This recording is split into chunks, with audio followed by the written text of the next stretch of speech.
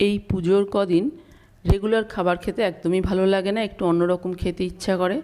আজ আমি তাই সকালের ব্রেকফাস্টে পিৎজা বানিয়েছিলাম। কিভাবে বানিয়েছিলাম সেটাই আপনাদের সাথে শেয়ার করছি। এখানে হাফ কাপ আটা, হাফ কাপ ময়দা নিয়েছি, দিয়ে দিলাম 1 চামচ চিনি, স্বাদ অনুযায়ী নুন, দিয়ে দিচ্ছি ইস্ট।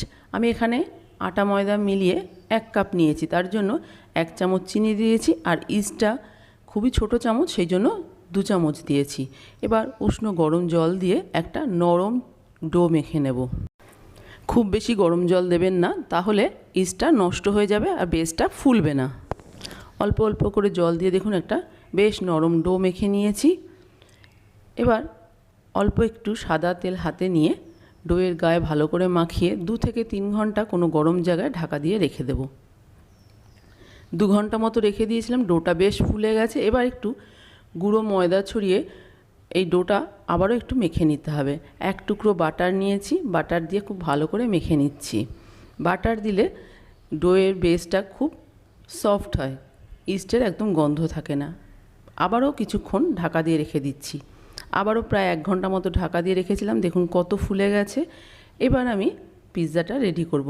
গুঁড়ো ময়দা ছড়িয়ে একটা মোটা রুটির মতো বেলে নিচ্ছি। পাতলা বেলবেন না, একটু মোটা করে বেলতে হবে, আর খুব বেশি বড়ও করিনি। দেখুন মাইক্রোওভেন একটা ট্রের মধ্যে রুটিটা রেখে একটু ফুটো করে দিচ্ছি, তাহলে আর রুটিটা ফুলবে না।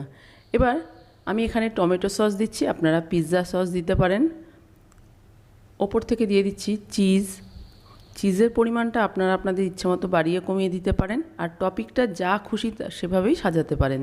আমি এখানে আমার কাছে চিকেন রান্না করা ছিল, সেখান থেকে সলিড চিকেন নিয়ে সেটা দিয়ে দিলাম। পেঁয়াজ, ক্যাপসিকাম দিয়ে দিলাম, কর্ন, ওপর থেকে একটু বিট নুন আর একটু গোলমরিচ গুঁড়ো ছড়িয়ে দিলাম। আবারও দিয়ে দিচ্ছি চিজ। রেডি হয়ে গেছে আমার পিৎজা সাজানো।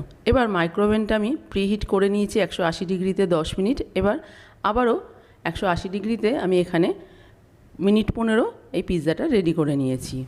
আমি এখানে আটা ময়দা মিশিয়ে পিৎজাটা রেডি করেছি, আপনারা শুধু আটা বা শুধু ময়দা দিয়েও করতে পারেন। দেখুন কত সুন্দরভাবে তৈরি হয়ে গেছে। পেছনের দিকটাও দেখুন একদম ঠিকঠাক মতো রেডি হয়েছে।